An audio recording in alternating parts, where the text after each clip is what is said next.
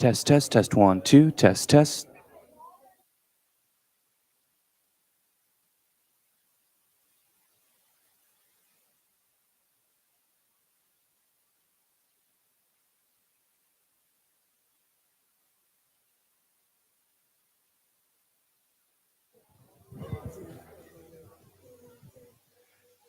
Test, test, test, one, two, test, test.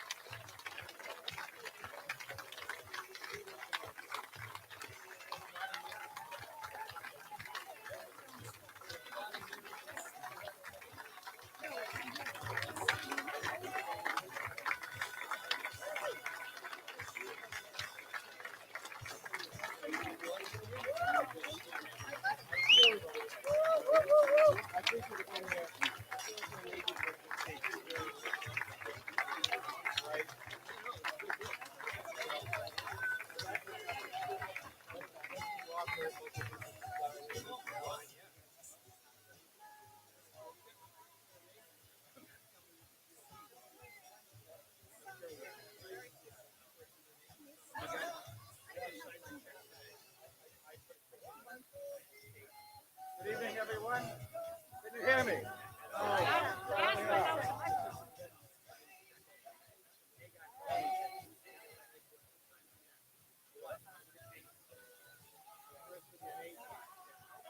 We can hear you. On the music. Well, when you get it together. Hello. There we go. There we go. I guess you call these technical difficulties. Good evening, everyone. I want to welcome you here this evening to the Tell It Like It Is get together rally for Governor Christie. My name is Wayne McDonald. I have the privilege of serving in the New Hampshire House of Representatives, representing the great town of Londonderry. Nothing against Windham or Salem or any of these other towns. It is in Rockingham County, though. So again, welcome on this beautiful evening. I was in charge of the weather. That's why it isn't raining. I couldn't control the temperature, but I did control the precipitation. At this time, I'd like to ask Ed Huenick to come up and lead us in the Pledge of Allegiance.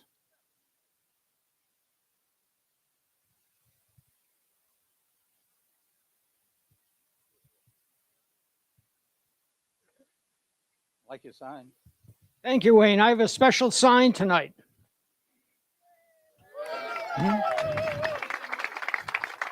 What do you think of that ticket? I think that ticket Christie Sununu is a winning ticket. What do you think? Okay.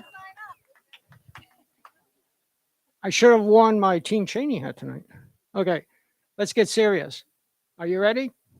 I pledge allegiance to the flag of the United States of America and to the republic for which it stands, one nation, under God, indivisible, with liberty and justice for all. Thanks, Ed. You want your sign? Next, I have the pleasure of making an introduction. Before I do that, I just want to reflect on the fact that 8 years ago, I was very proud to support Governor Christie for president. I think many of us agree, and I know I am convinced this country and this world would be an awful lot better off today if he had won 8 years ago. That's why he's got to win this time. But 8 years ago, I also was very proud to support this other gentleman. And I can tell you for certain, our state is infinitely better off today than it was 8 years ago, thanks to him. Ladies and gentlemen, Governor Christie Sununu. All right. You guys excited?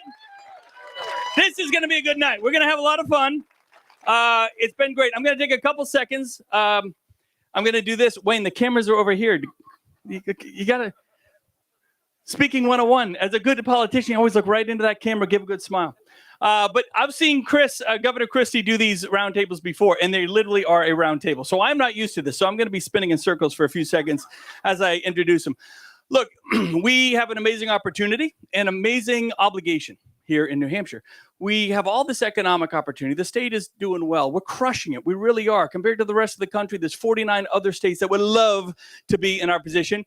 None of which is, of course, the Governor Christie's former state, New Jersey.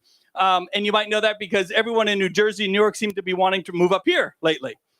And that's fine. They can come. Let's just remind them why they came, what Live Free or Die is all about. They can keep their politics back in Jersey, but they can come here and we can teach them and open their eyes to what it is to live free or die. Because it is not just 4 words on a license plate, as we say all the time, right? It is truly the foundation of how we live here. It is about limited government and local control, not just big government control, but local control where the individual, where you, the voter, the taxpayer in your town have the most say how your taxes are going to be spent, what potholes are going to be filled, and most importantly, what's going to go on in your schools. And that's what happens right here in Salem and Derry. It's not just Concord, and it sure as hell ain't Washington, D.C. You guys are the ones that have the say, and we're the example of that. Fiscal responsibility. I'm talking to Washington now. There's 2 words called fiscal responsibility. I don't know if anybody in Washington, D.C. understands those words lately. And I've been pretty blunt about it. I think Republicans themselves have fallen down on the concept of being fiscally responsible in Washington. The idea that they keep borrowing and borrowing and borrowing money, and somebody has to pay. And it's us. It's our kids. It's our grandkids. It's our grandkids' grandkids. And it's real money. It's tangible. 32 trillion is such a huge number. It's almost gotten like people don't believe in it anymore. Well, we'll just keep printing it. That's not the way it works. Somebody has to pay. Now, we have this amazing opportunity in this country to actually start getting stuff done and moving stuff forward. And New Hampshire is the first filter, right? That's that responsibility that we talk about all the time. The rest of the country is watching Iowa a little bit and New Hampshire, right? We're partners with Iowa. As long as they keep it a caucus, we're good. They're good. We're keeping everything good. I talked to Kim, Governor Reynolds, the other day. Don't worry, Chris, it's a caucus. I said, okay, Kim, ours will be a primary, and we're going to go first. Regardless of what Joe Biden says, we're damn well going to go first. And it's not because we want to. It's not because it's a nice tradition. Frankly, it's because we do it better than anybody else. We have some of the highest voter turnout in the country. We have the smartest voters, the most educated voters that ask the toughest questions of the candidates. And we make the demand that they don't just sit on a platform and do a rally, come in on the airplane, do a rally, and get out of here without really engaging with the voters. We do exactly what Governor Christie's doing today, standing right here amongst everybody, taking any question unfiltered any time of the day, talking to people one-on-one. And we want to buy off on folks by looking them in the eye first, right?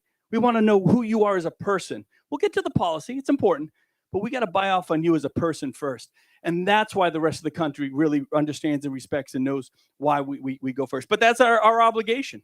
Are we going to be the state that says the Republican Party is going forward, or are we going to keep living in the past? I mean, we know what happens when you live in the past. You go backwards, you get stuck, the car's stalled. But we live in the United States of America.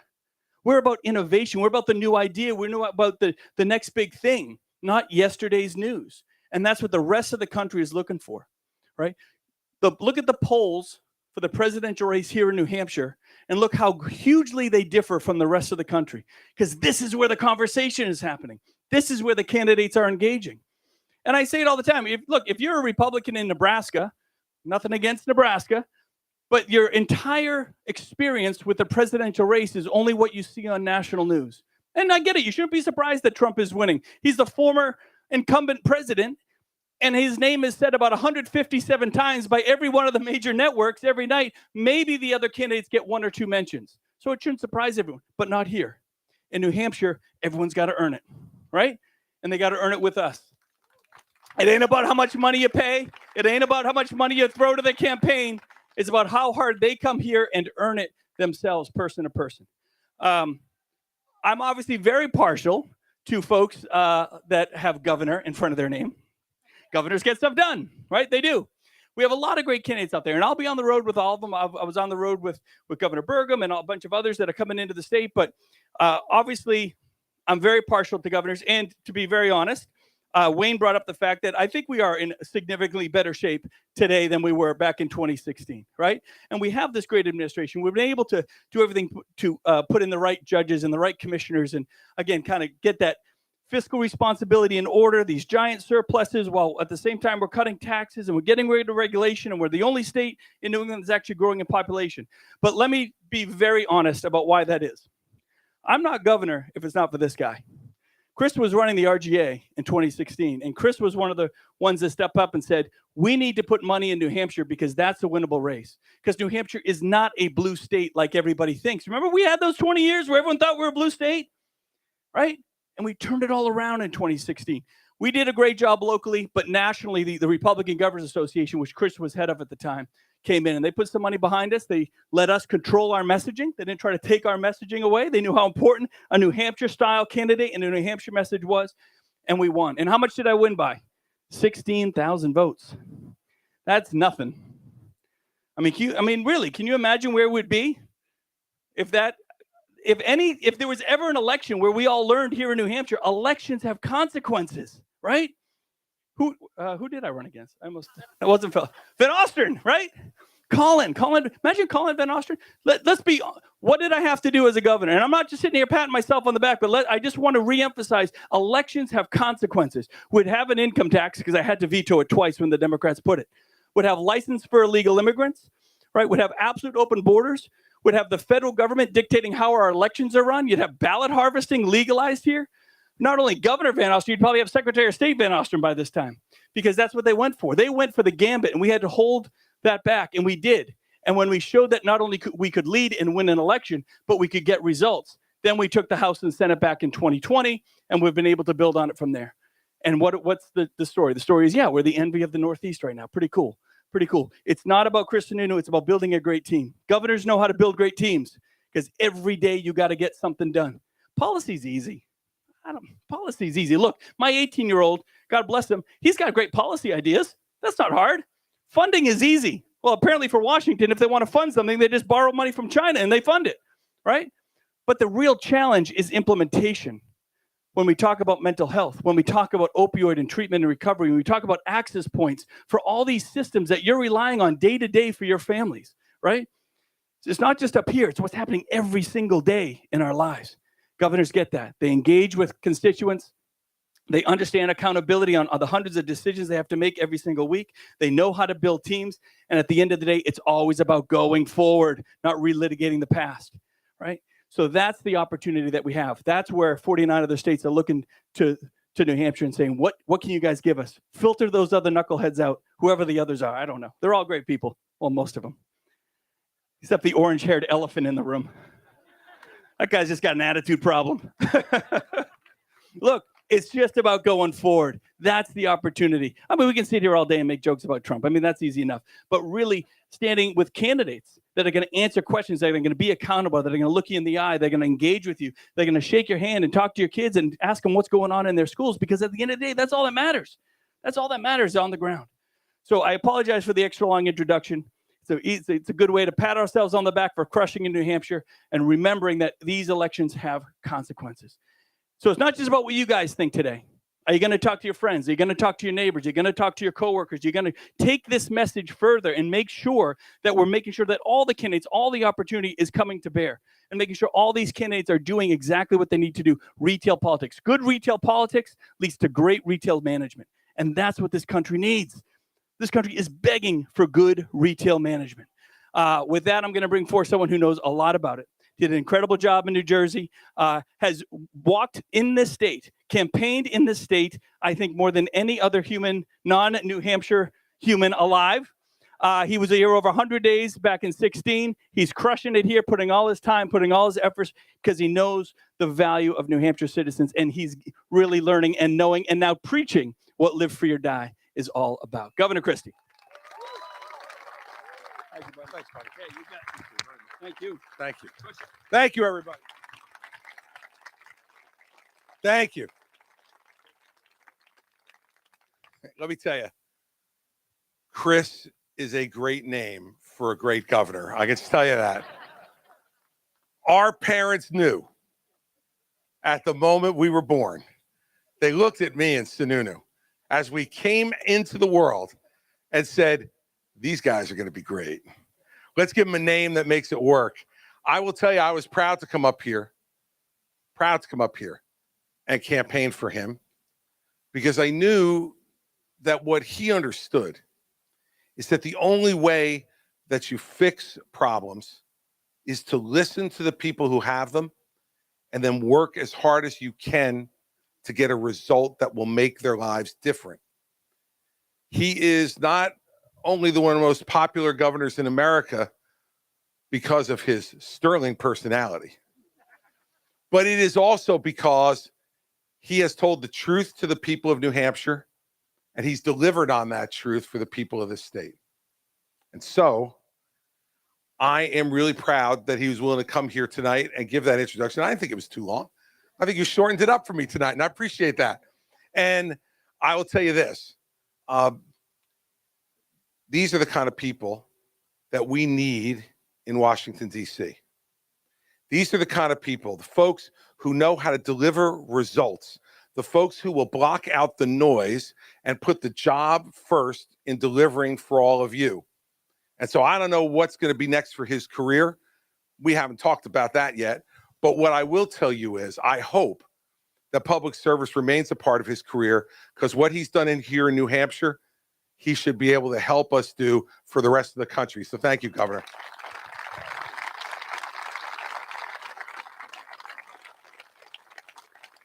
One other thing before we get going here, let me introduce the person who has put up with me for 37 years of marriage and 2 years of dating before that. We are coming on 40 years together. None of you can believe it. Neither can her family. My amazing wife, Mary Pat Christie. Please stand up, Mary Pat.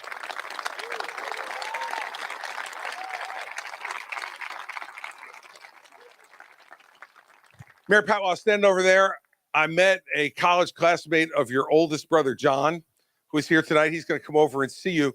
Now, you would say, okay, well, that's easy. Mary Pat has 6 older brothers, 2 older sisters, and a younger sister.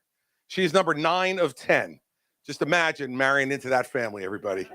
They tell you, the presidency is nothing.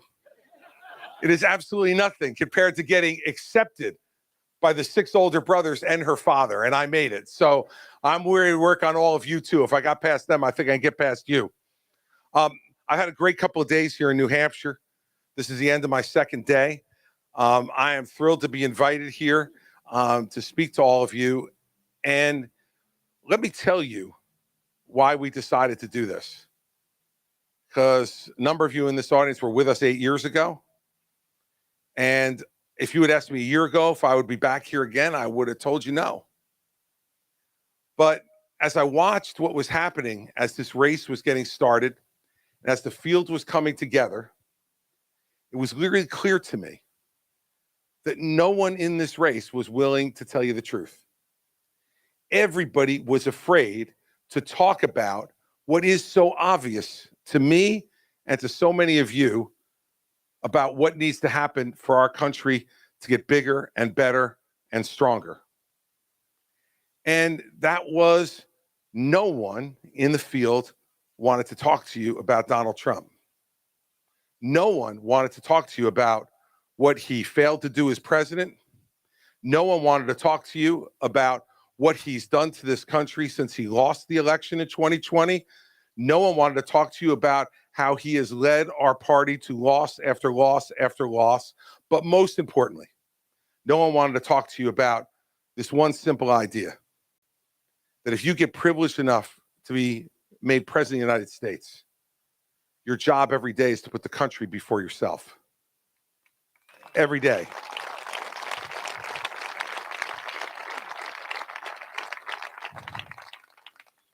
So my old friend Donald was up here yesterday, decided to give a speech over at a high school. And as usual, it's probably about a 90-minute speech. And almost all of it was about his favorite topic, himself. And part of what he says that I love the most now is, I'm getting indicted for you. If it wasn't me, they'd be going after you. Have you ever heard a bigger pile of crap in your life? Now,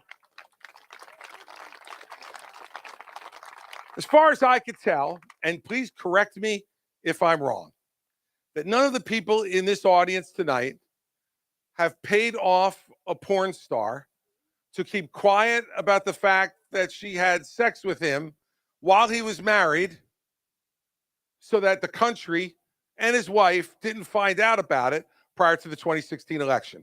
Was there anybody here who did that? All right, you're in the clear.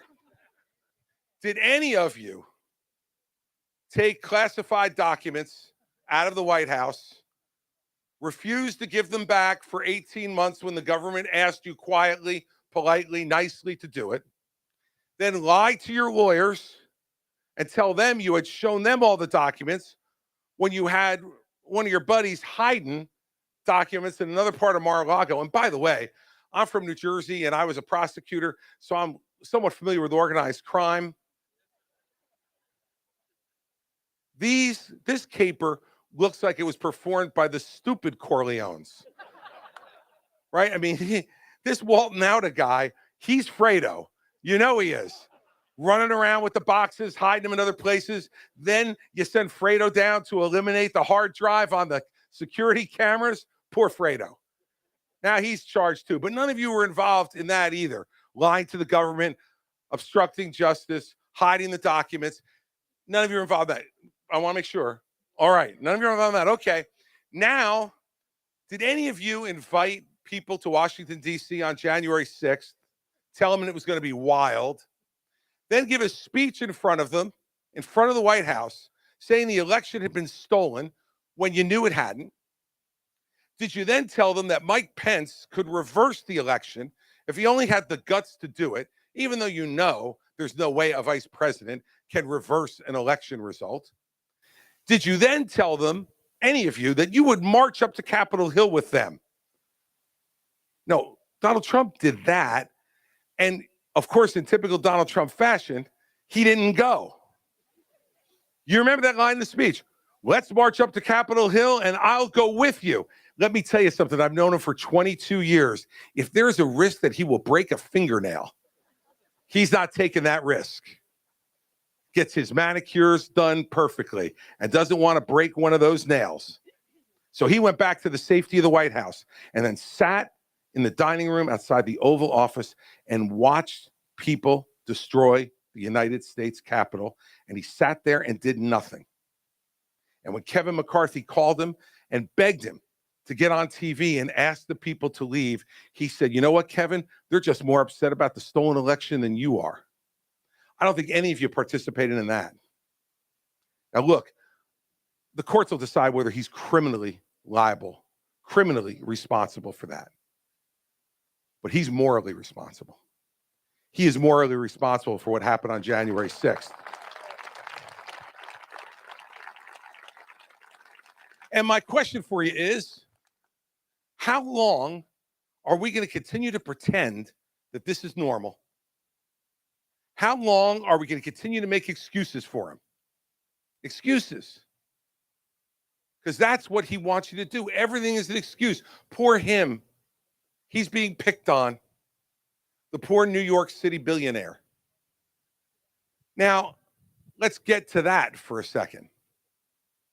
He said when he was running for president, and I was there because I was running against him.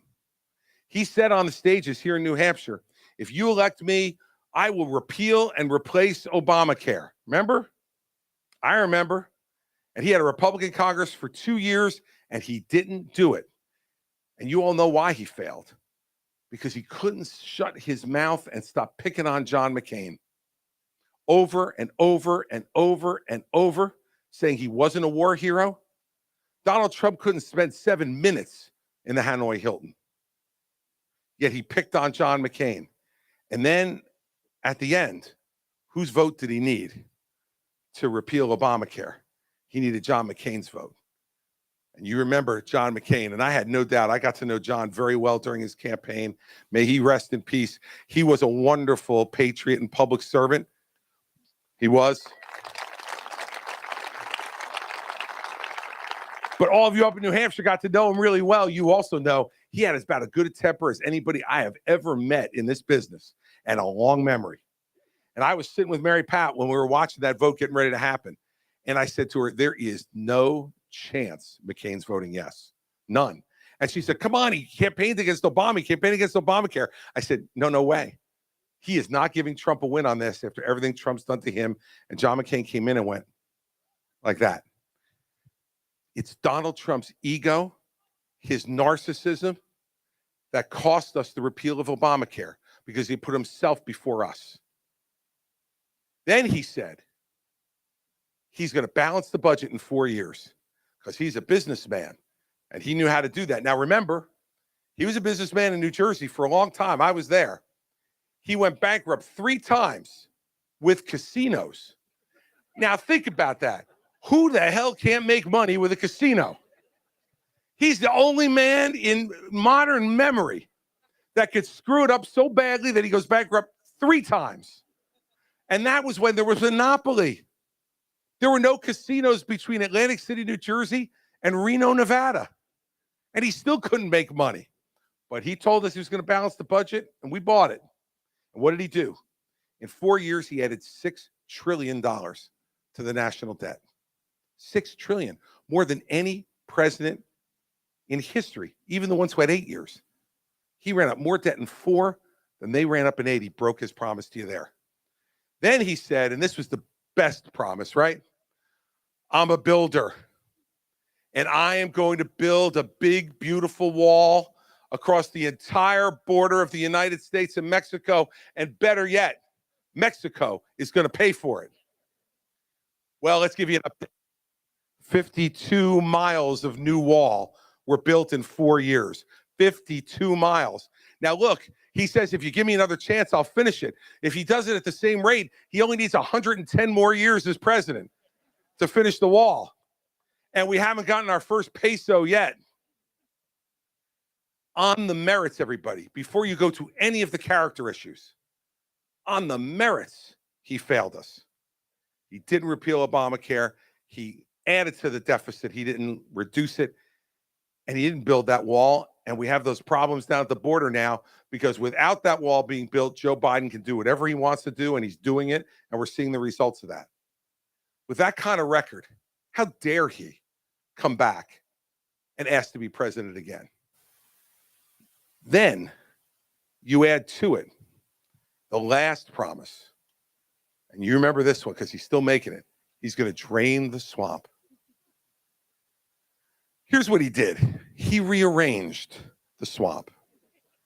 He moved it around a little bit and created some room. And the room he created was for his family. His family on the grift, on your backs. None of us knew that if you donated to Donald Trump's campaign, that one of the things he would do with the money is pay his son's mistress $60,000 to speak 3 minutes at the January 6th rally. Kimberly Guilfoyle, 60 grand for 3 minutes from the donations of middle-class Americans who thought they were donating to help get him reelected president. He paid her with that money. $108,000 to Melania's stylist. And he lists that in the report as political strategy consulting. And the worst one, to his daughter Ivanka and her husband Jared, who I have a bit of experience with, that family. He sent him to the Middle East. Why would you send Jared Kushner to the Middle East when you have Rex Tillerson and Mike Pompeo as secretaries of state? Two incredibly accomplished men. You send him. Why? We found out the answer 6 months after he left office. $2 billion from the Saudis to Jared Kushner and Ivanka Trump. $2 billion. And because he did all this and more with his family, he's normalizing this conduct. And now we have another president who's doing exactly the same thing and allowing Hunter Biden to run roughshod, making money from foreign governments and selling access to Joe Biden. I got asked today by some reporter, what would you do to make sure that didn't happen? The easy answer would be, don't let my family anywhere near the White House after I win. But that's not what I would do, because I'm a leader and my family respects me and I respect them. And I'd look every one of them in the eye and say, nobody gets a job in this government and nobody makes any money off of what I'm doing for the American people. That will be the rule of my administration. I'm going to end this family grift that's going on. We are not a third world republic. We are the United States of America. And it's time for Donald Trump's family to get off the public dole and go back to New York where they belong.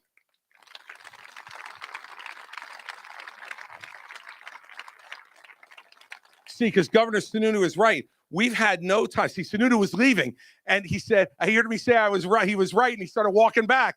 I love that about you. Governor Sununu was right, because they talk all the time about all this stuff on TV. We have no time to talk about the real problems in this country. No time to talk about the fact that a third of our kids don't read at grade level.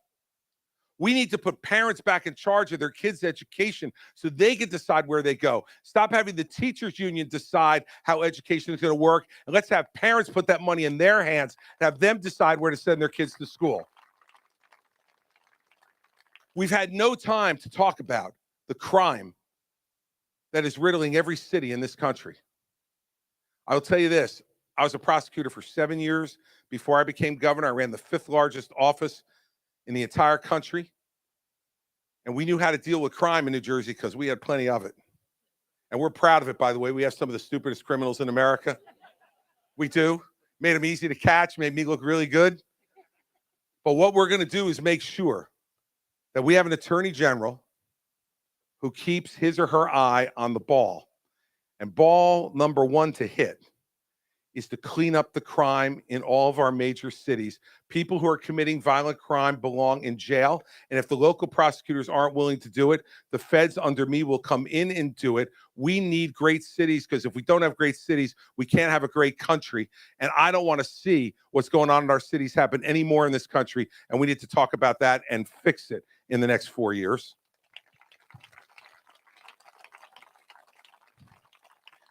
The inflation that all of you have put up with over the last 2.5 years is unacceptable. And it was predictable, because Joe Biden was just spending more and more and more money.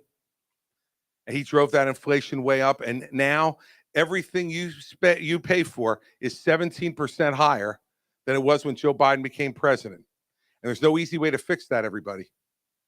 The only way to fix it is to reduce government spending. And every government program has a constituency. When I became governor of New Jersey, we had an $11 billion deficit on a $29 billion budget. Everybody said the only way to fix it was to raise taxes. And I said, no, I'm not doing it. And we sat down and we eliminated 836 individual programs, line by line, to bring the budget into balance.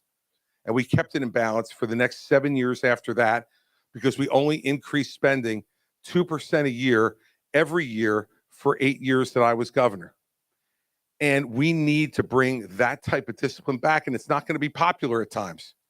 There's going to be some programs we're going to get rid of that some people like. But I'd rather have you be able to afford to put food on your table, to pay for the roof over your head, to help your children with their education, than to have that money be wasted and spent in Washington, D.C. And you need somebody who's done it before and who knows how to do it and who is unafraid to do it. I've done it in New Jersey, and I'm unafraid to do it again in Washington, D.C., and that is what we'll do.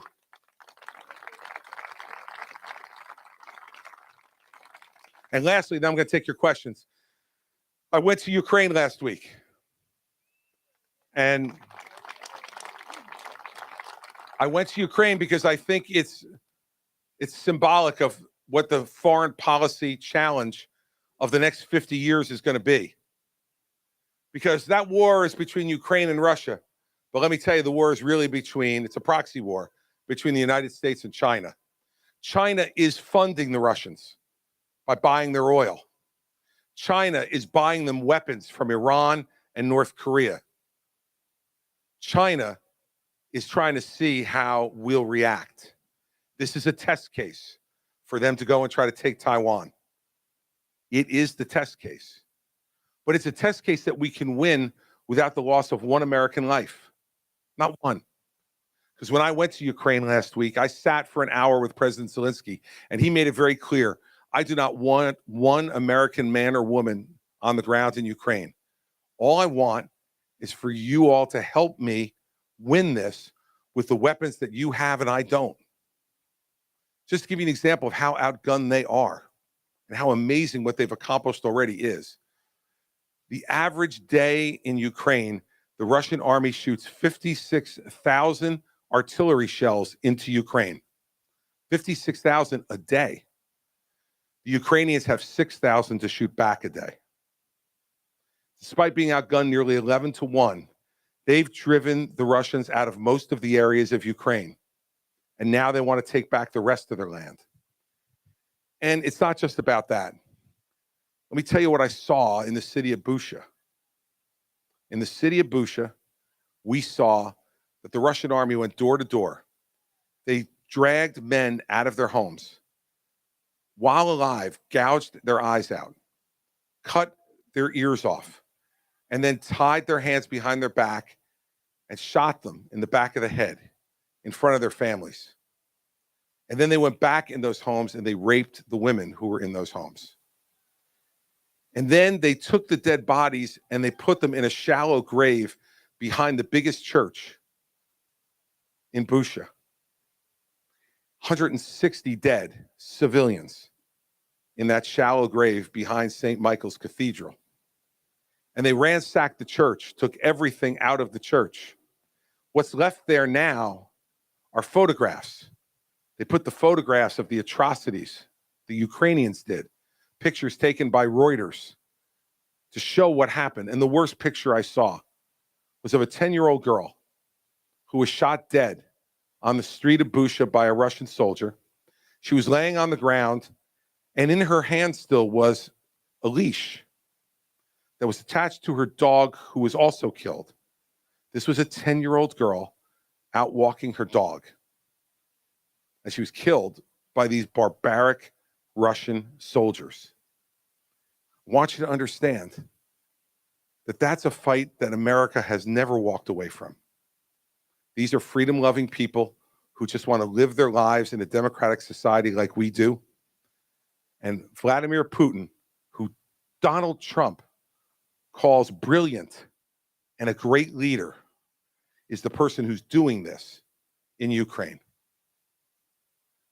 We need to supply them with the arms they need to win their war. We need to do that. And the first thing that President Zelensky said to me when I walked into the room and shook his hand. And you know, when you shake someone's hand, you know that there's a certain amount of time you shake it and then you pull away, right? And you can't time it. You never do. You can't say to your kids, remember, it's 6 seconds, and then you pull. You just do it, and you know, you learn intuitively. He would not let go of my hand. And he said, Governor, I want you to promise me you'll say one thing to the American people when you get back. And I said, yes, sir, Mr. President. What do you want me to say? And he said, how much we appreciate what the American people have already done for us. This is a man who appreciates that America is standing up for freedom and liberty and democracy and standing with them. When the Russians invaded, Joe Biden called and offered him a plane for he and his family.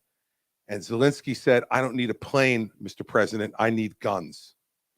That's a leader who loves his country and is willing to sacrifice his own life for his country.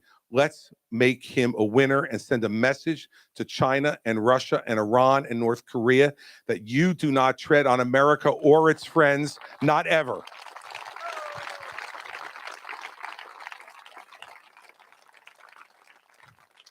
And I have a message for Donald Trump and Ron DeSantis. This is not a territorial dispute. A territorial dispute is when someone comes to your home to survey your property.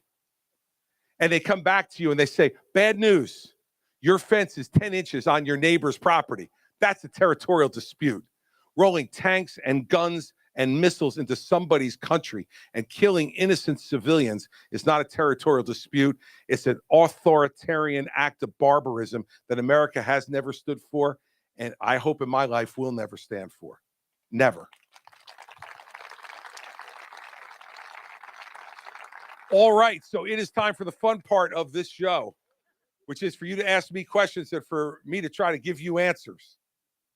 Now, there is an absolutely wild young man who is here tonight, who shows up at every town hall for every one of these candidates, although you weren't there last night. And I said, I'm so glad you didn't come last night to Colby Sawyer College. It shows me your mother still has an ounce of sanity left. You haven't driven her so completely nuts that you made her drive you all the way up there. You're not getting the first question, but you will get one, okay?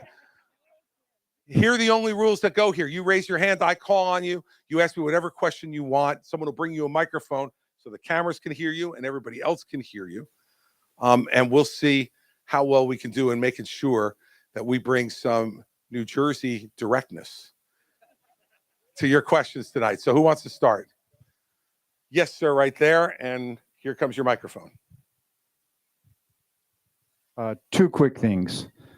I just want to tell you, Governor, I had the honor of being in Ukraine myself in April and in the town of Bucha and at the mass grave. And you are absolutely right. The idea that any American politician can say anything good about Vladimir Putin and not stand with free people trying to defend their lives is sickening to me. Second point, Mr. Trump yesterday made some insults about you, his way, your weight, etc. I'm sure you're a tough guy, you can take it. But next time you come back, maybe Mary Pat says it. I can't take a criticism seriously from a guy who spends more time every morning on his hair and makeup than Nancy Pelosi. I thank you for the first part about Ukraine, because you're right. And unless you're there, it's hard to completely understand it. And I'm glad that you could verify what I saw with my own eyes last Friday. And as to the second part, let me just say this. He's a big talker when we're a few miles away from each other. He's got a lot to say when he's got a phone in his hand, posting something on social media. We're going to know what he's really made of if we see whether he shows up 2 weeks from tonight or not on that stage. Because I'll tell you one thing for sure. I will be there, and I am waiting for him, and then we'll answer him.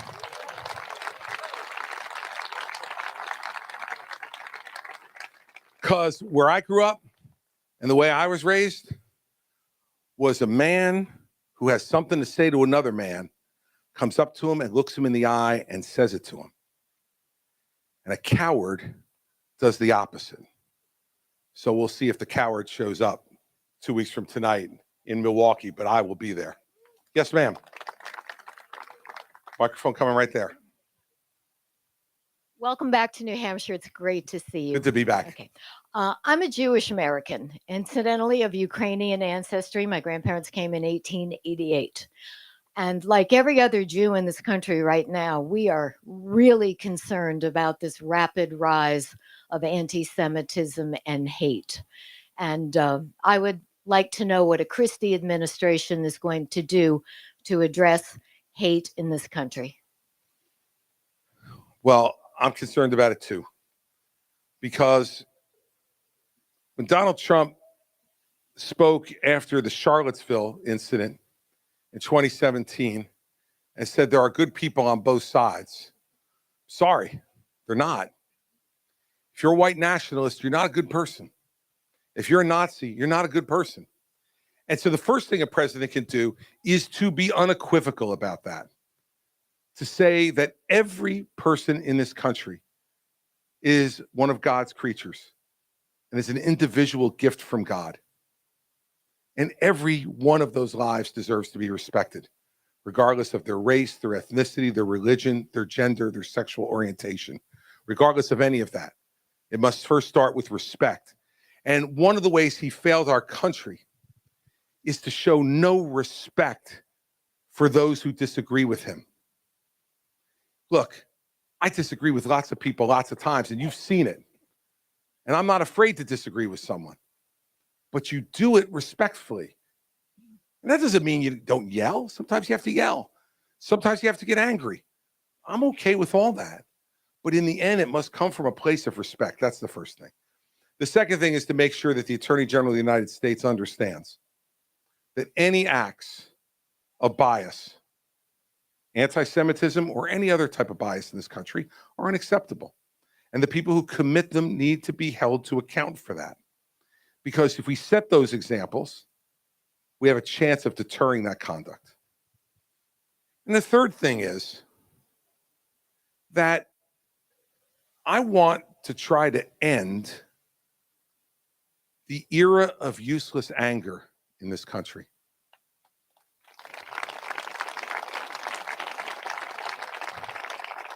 There are politicians in this race who are using anger to only advance their own prospects. They want to create something for you to be angry about, tell you why you should be angry about it, and then explain to you why they're the person who can fix what you're angry about. But then they move immediately from that to the next thing to make you angry about. And by the way, the proof of what I'm saying as I'm saying it is that joker out there who keeps screaming and yelling.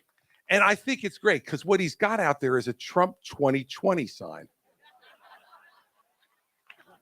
I'm all for it. Keep him in 2020. Get him the hell out of 2024. Oh, no, I'm back. Hold on 1 sec. They'll get you the microphone. He's coming right around. Look at what a great job. I read your book and I loved it. And apparently 50 million people in America still believe Trump won the last election. Now, some of these people are conspiracy theorists and are not going to change their mind. But a lot of them are not. They just haven't looked at the numbers. They don't know the nuances of the election, demographics, state by state, voting patterns. Can you get on, when you get Trump on stage, can you show his ignorance of the actual numbers and where they came from? Remember, I'm only going to have about 10 or 11 minutes, Right. probably. So you're giving me the challenge of showing Donald Trump's ignorance with only 11 minutes. I'm good, but I'm not that good. But look, here's the bottom line on the election.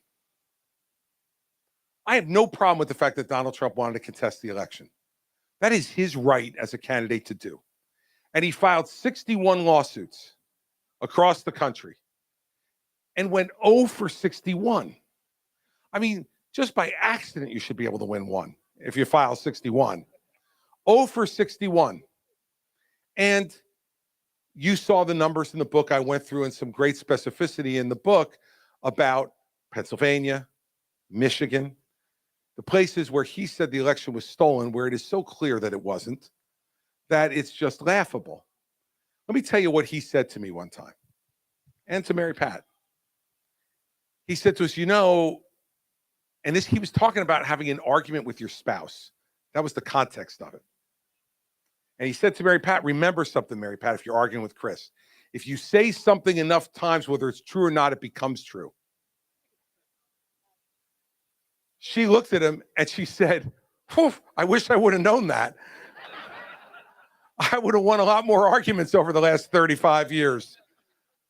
He believes that.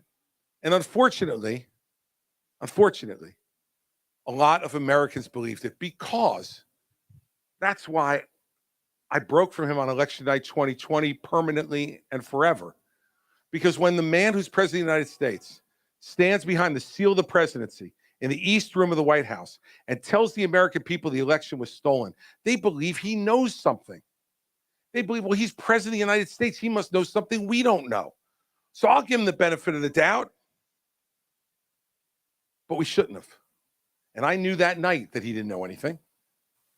And I knew, because I had prepared him for those debates, that he was scared in September and October that he was going to lose.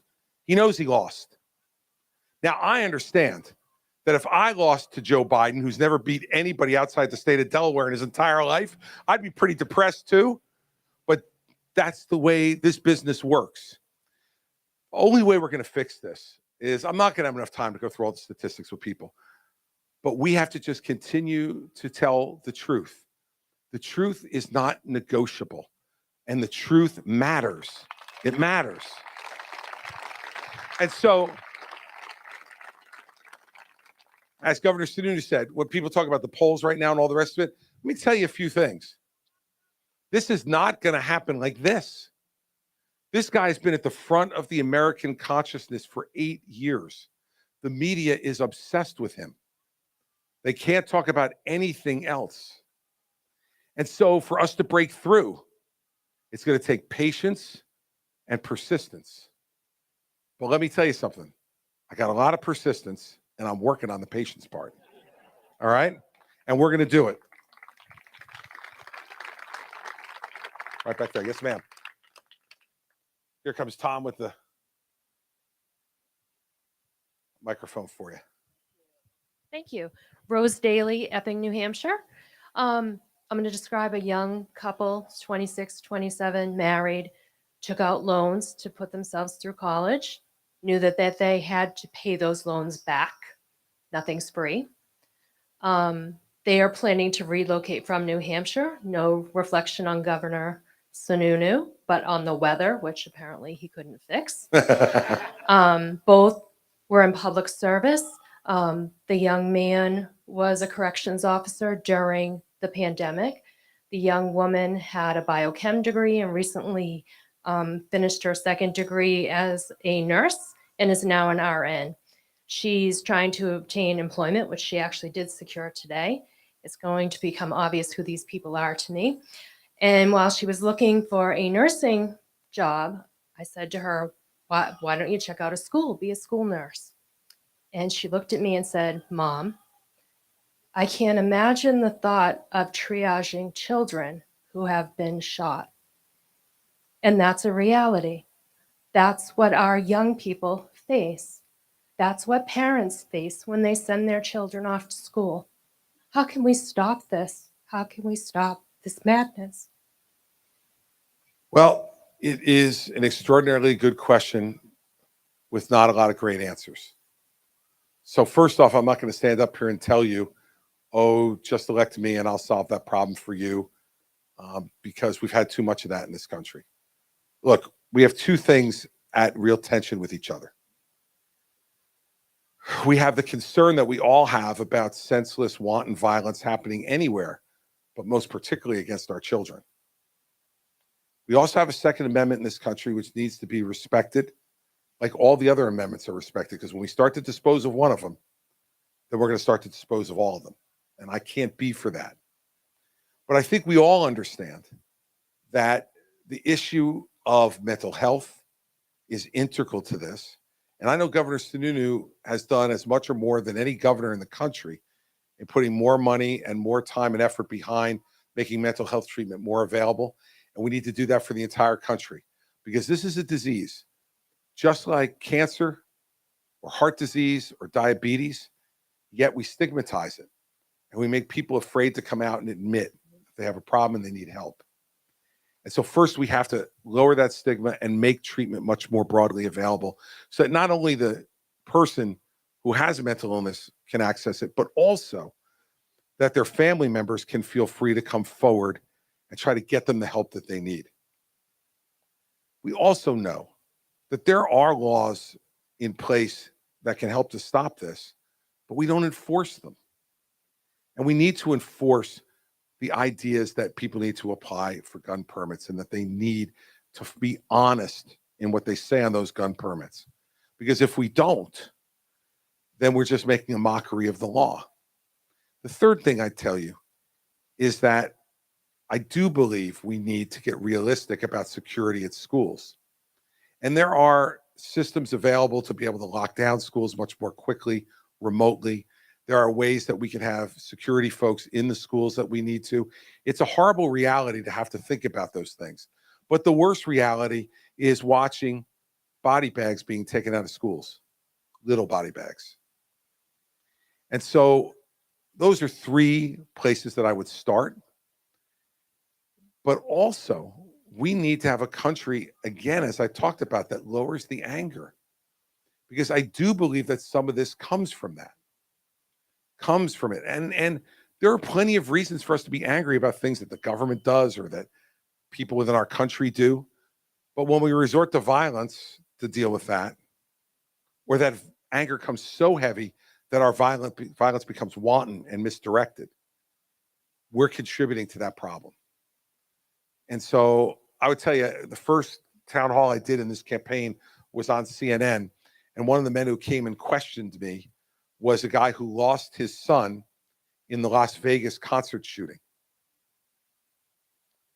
And I said to him that night, I need to tell you, those are my answers, but I feel wholly inadequate when standing in front of someone who lost their son. Because I can't imagine having 4 children of my own, being able to put one foot in front of the other after a tragedy like that.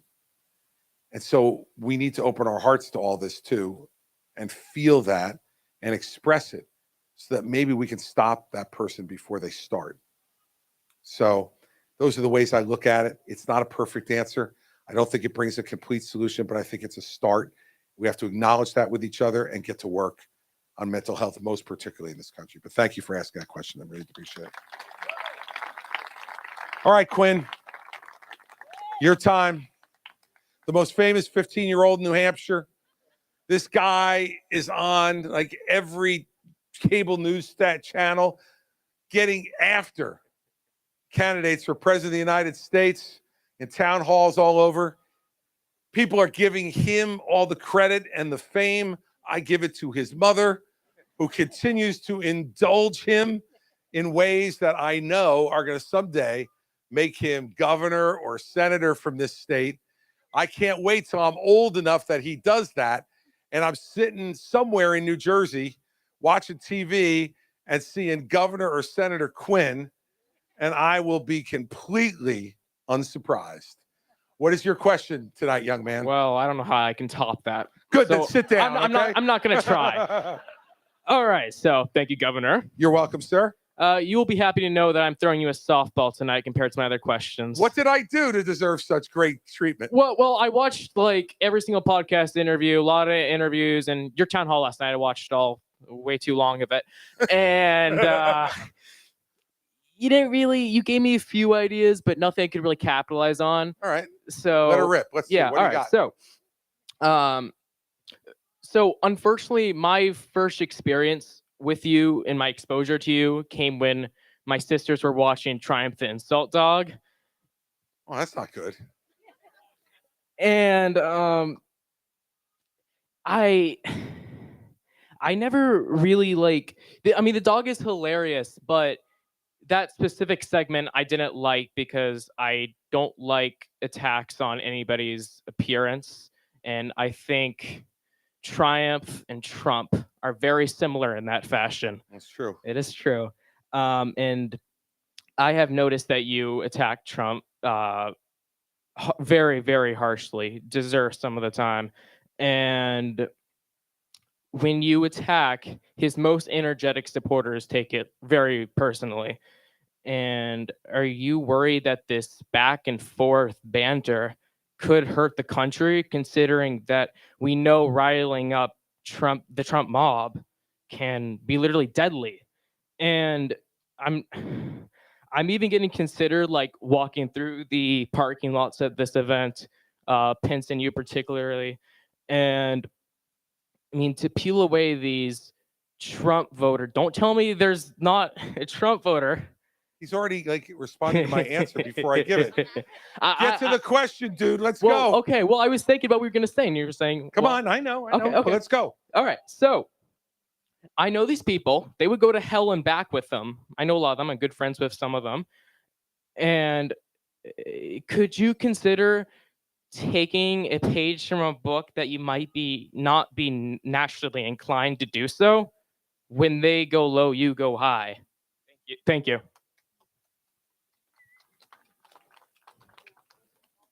No.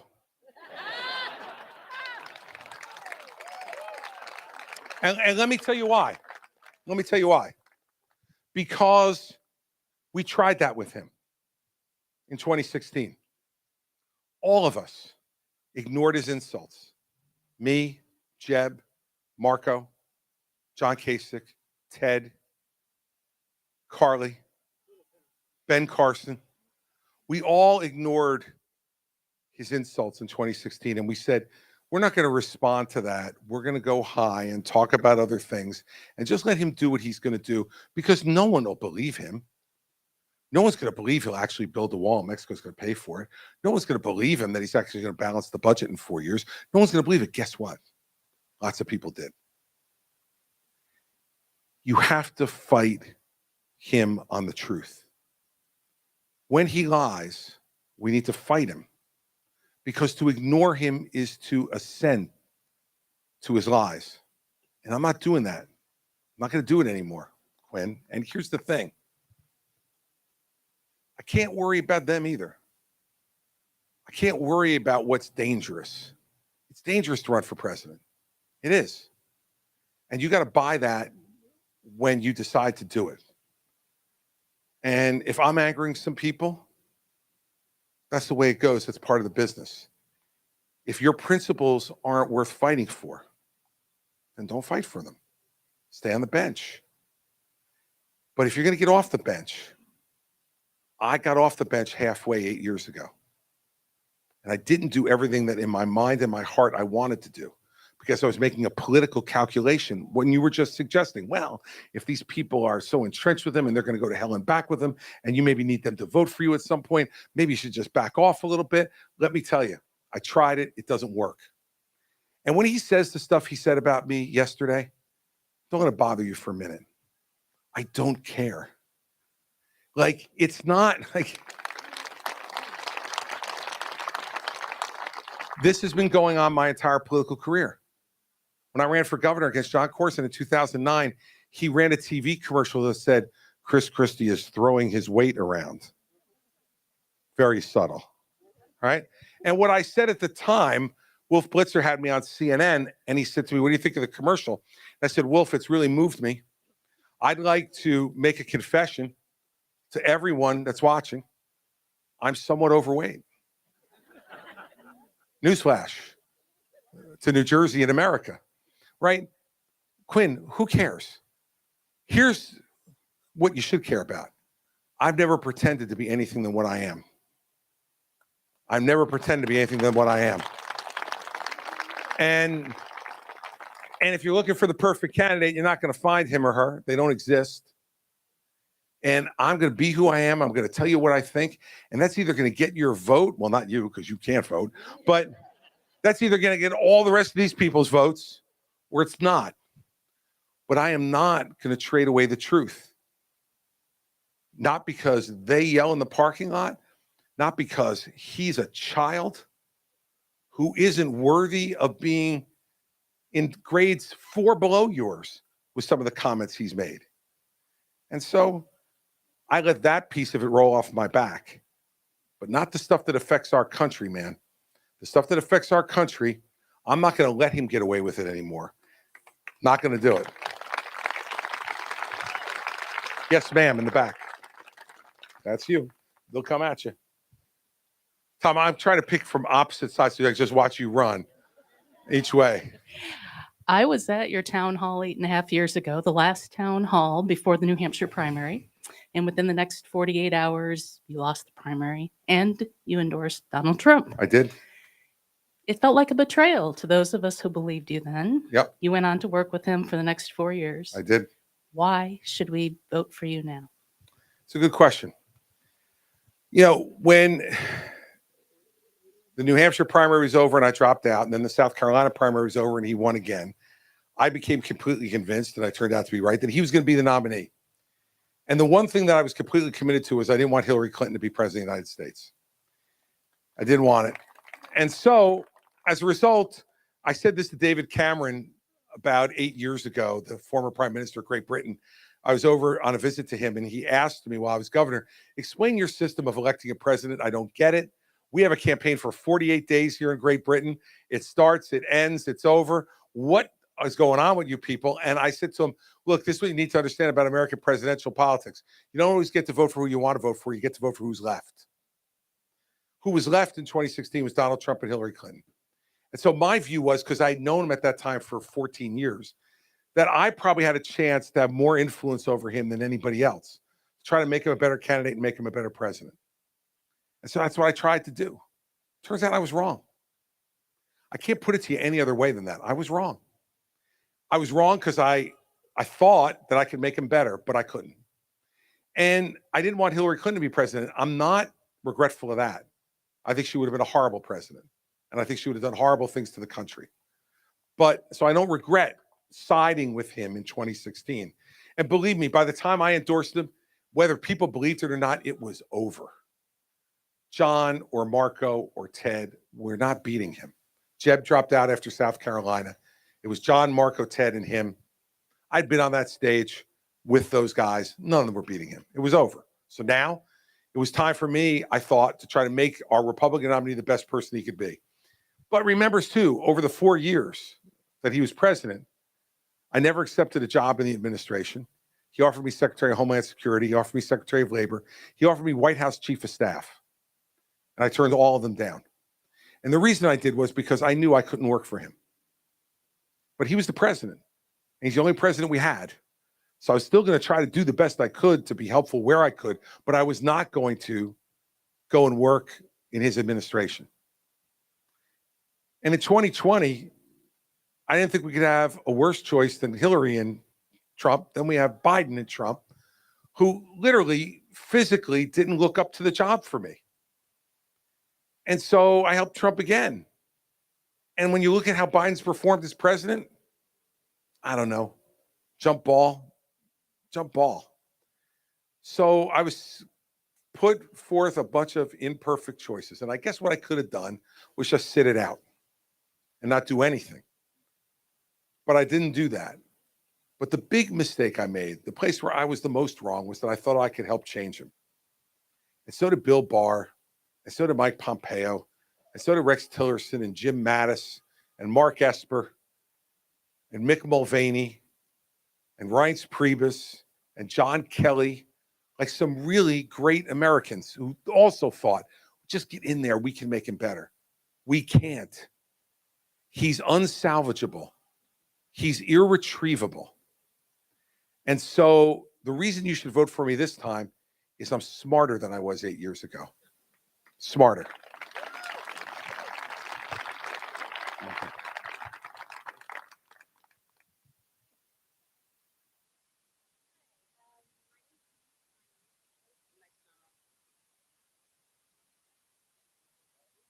We got it, guys?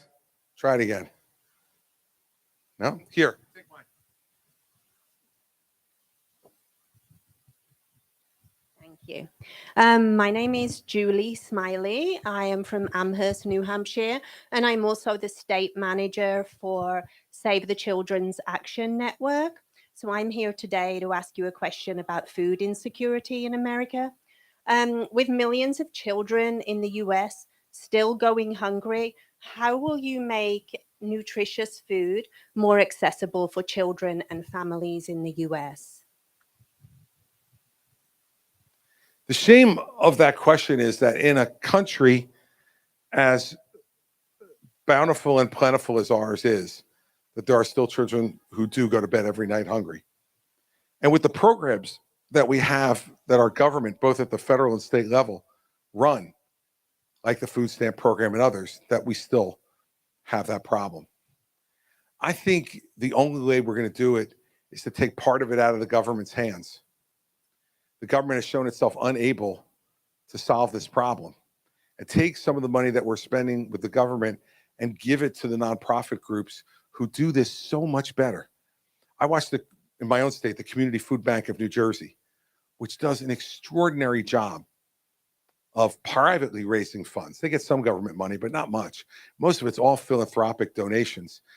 And they make sure that food gets out, and all different kinds of food get out to the people in our state who need it the most. We have another nonprofit in New Jersey called America's Grower Row, where these are folks who set up farms in their backyards, and some of them even bigger farms, and they donate all the fresh produce to nonprofits who work with those who go to bed hungry at night. And they do an extraordinary job. And I really think that we can't take all of it out of the government's hands, but I think we have to take part of it out and give it to nonprofits who are out there on the ground closer to people than the federal government is, to be able to identify those problems, those areas that need the most help, and to be able to distribute the food in that way. Because we have more than enough food to feed every American in this country and a good part of the rest of the world.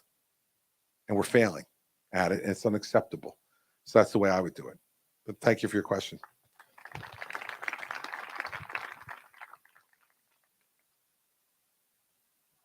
Thank you. Governor, thank you so much. I'm a proud Republican. I believe in, generally speaking, the Republican platform. And frankly, in my opinion, most of the candidates, not surprisingly, unsurprisingly, stay within the goalposts of what that platform is. Policy will come and go. It's very hard to differentiate one candidate from the other on policy. What I'm going to vote for, the person I'm going to vote for, is the person that I believe can actually move beyond just talking about policy to actually getting things done. We're in my opinion, a zero-sum game right now with parties just vying against each other and nothing actually happening for us. The first president that meant something to me as a young person was Ronald Reagan, who famously worked with Tip O'Neill.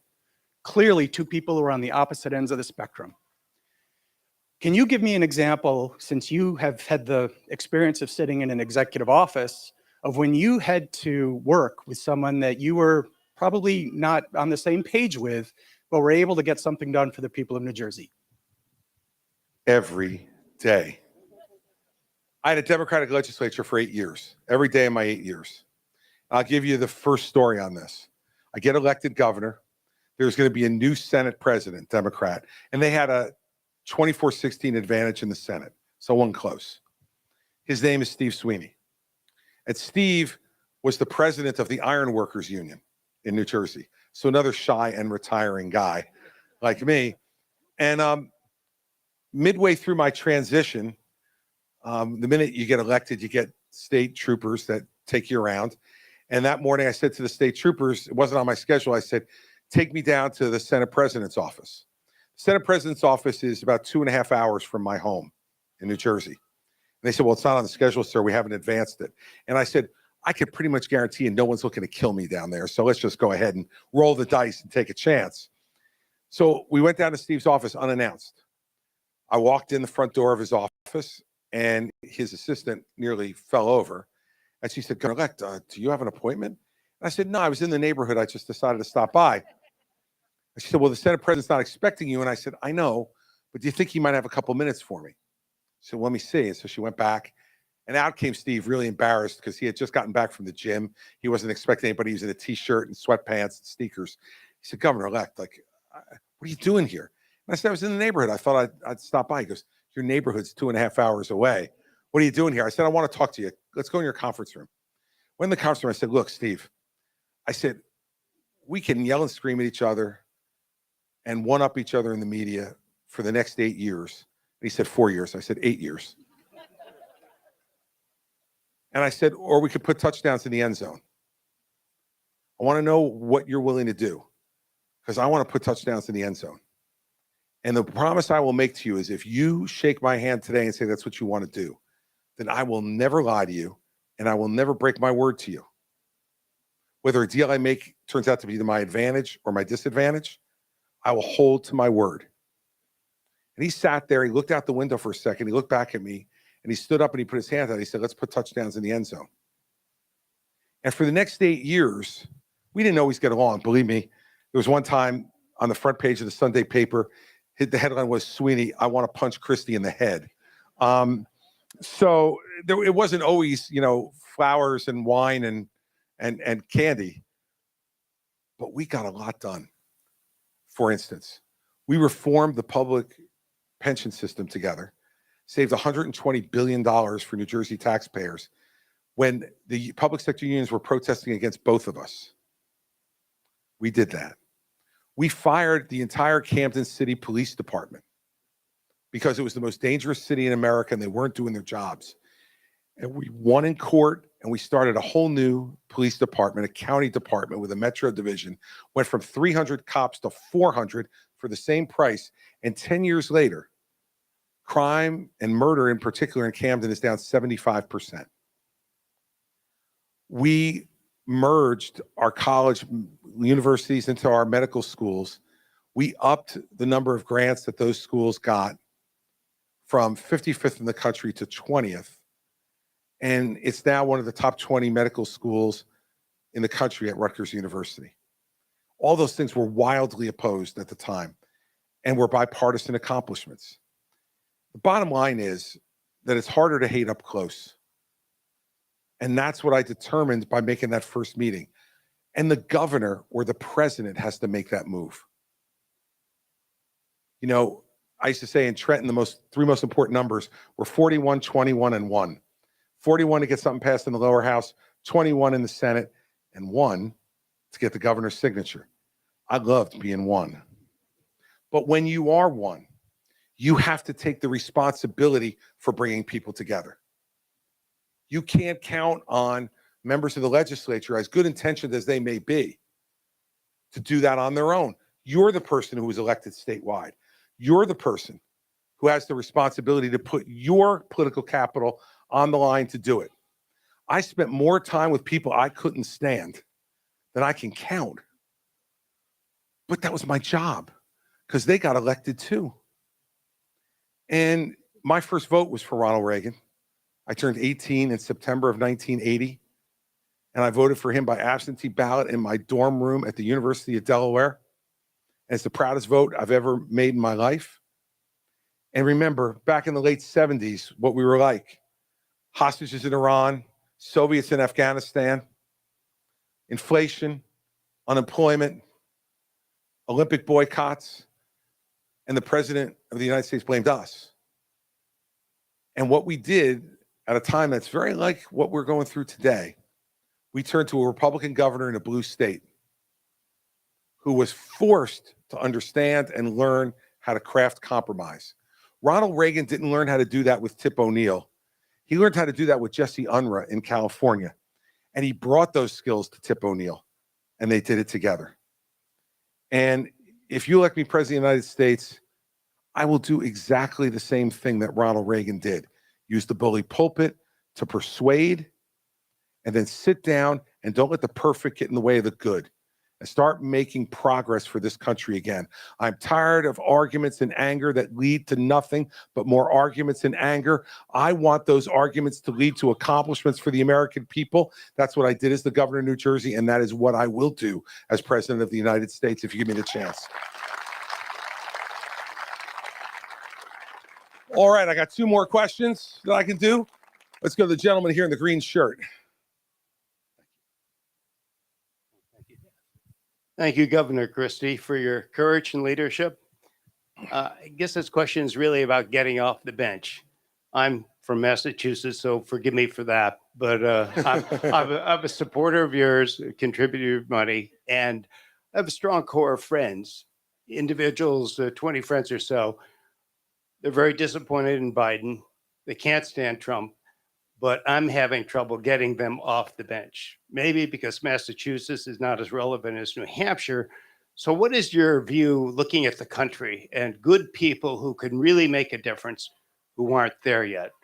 What more can we do? And what's your insight to when things are really going to break open for these individuals to really step forward? The only thing it takes for the bad people to win is for the good people to stay silent. That's it. And I have to tell you, if they're not moved by what's happened already, I'm a little worried about them. And look, it's my obligation to motivate them. Leaders shouldn't follow polls, they should change them. And that's what I'm in the process of doing. And it's not going to happen overnight. But if they really are disappointed in Joe Biden, as I think they should be, and if they are completely disillusioned with Donald Trump, which I think they should be, well, then what the hell are they going to do? Sit home and do nothing and moan and complain? Well, then I don't have time for that. I'm going to keep talking to them, though. And I'm going to keep pushing them. And what everybody here can do, in New Hampshire, you see, you are the blessed people. Take it from a guy from Massachusetts and a guy from New Jersey. You are the blessed people because you have an opportunity to actually change things. And let me predict for you what can happen here. I will never be ahead in one poll in New Hampshire in this race. Now, remember, I started at 0. I'm now at 11. I'm tied for second place with Governor DeSantis. And so we've made some progress. We made some progress in 2 months. In 2 months. But it's not enough. When your friends ask you, well, why the hell should I support Christie? He can't win.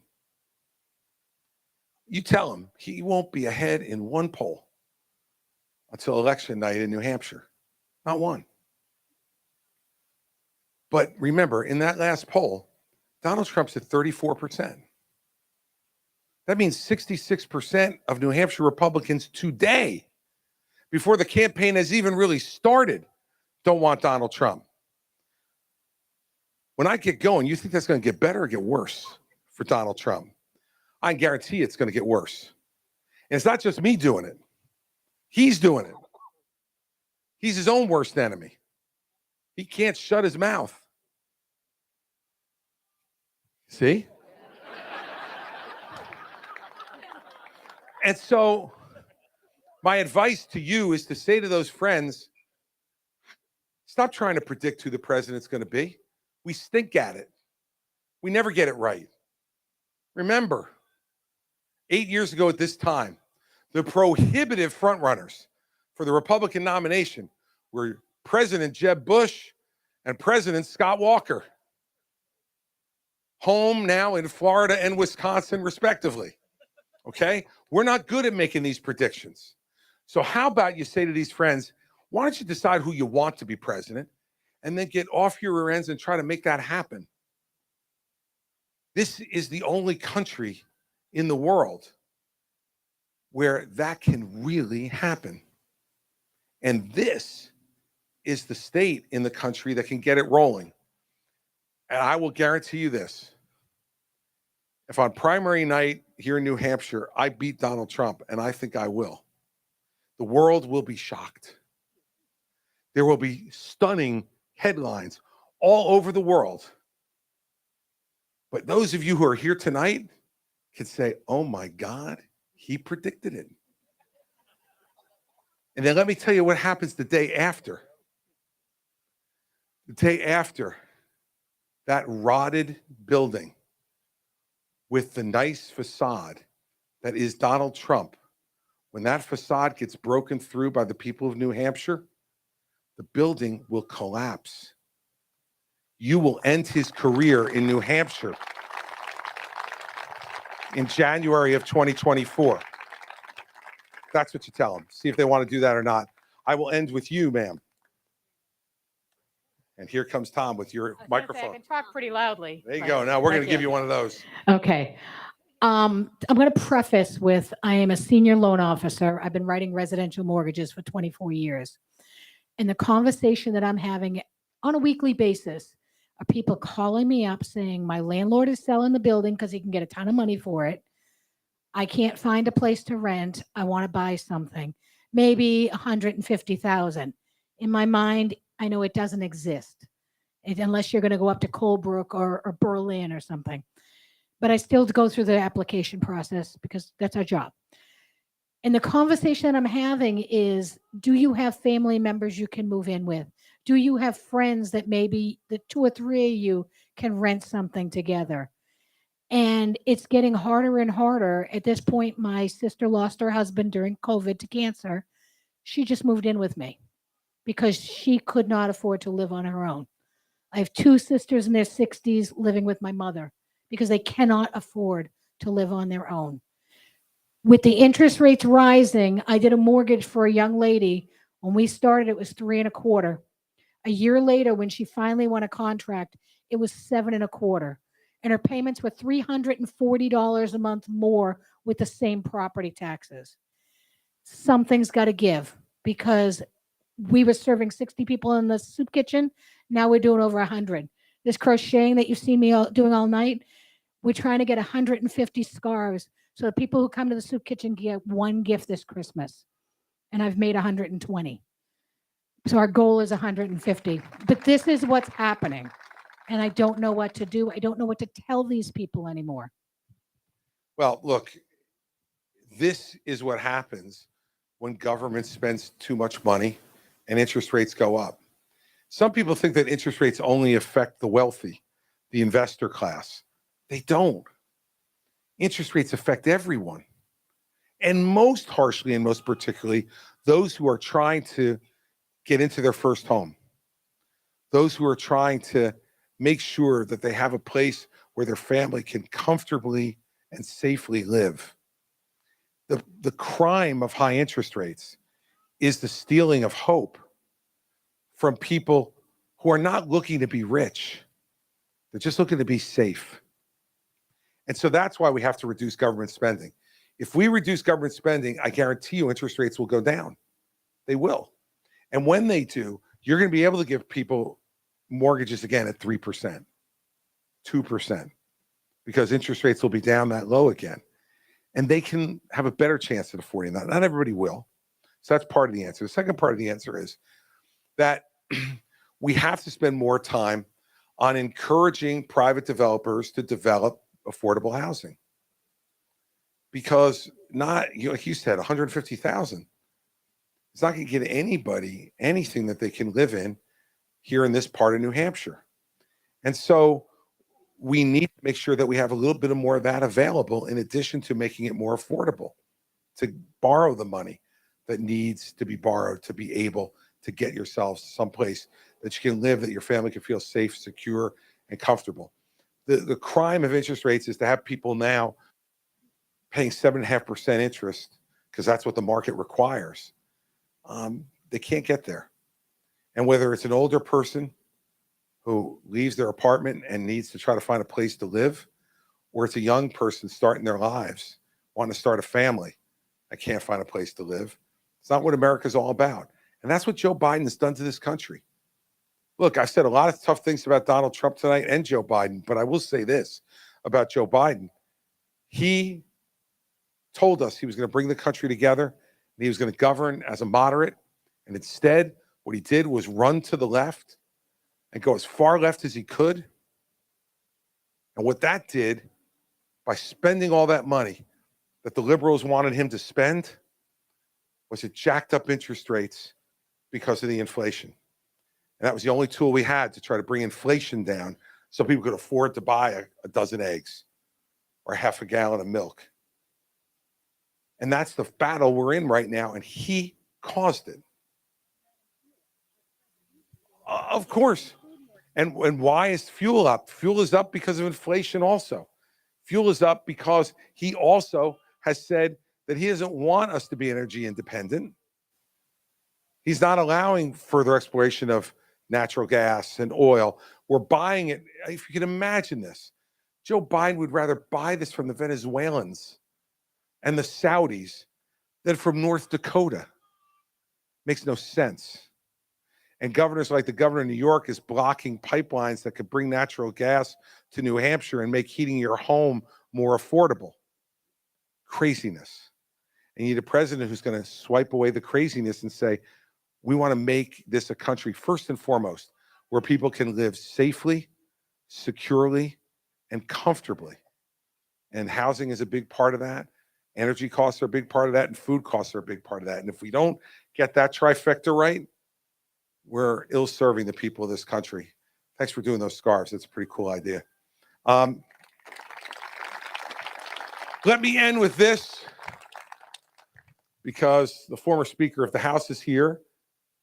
Donna, these lights are right in your eyes. I'm trying to figure out a way to block them for you, but even I'm not big enough to block those lights. So I can't. So I want to end this before it gets dark. First, thank you to all of you for coming out here and being willing to listen. Governor Sununu is right. New Hampshire not only has a role, but a responsibility. If Donald Trump is the Republican nominee, and he's the Republican nominee because he won New Hampshire, then we have no one else to look at but ourselves. That's it. We do not want him to get on a roll again like he did 8 years ago. His roll started right here. He lost Iowa. His first win was here. Let us make this his last loss in January. And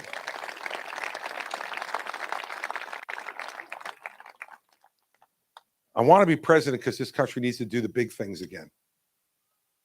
We are fighting over things that are so small, so small. And by small, I don't mean unimportant. There are small things that are important, but they're not the things that, in my view, should dominate a presidential race. And you know, the kind of things that can make you angry. But when we have a candidate who thinks that Mickey Mouse is a greater threat than Vladimir Putin, that's a problem. That's a problem.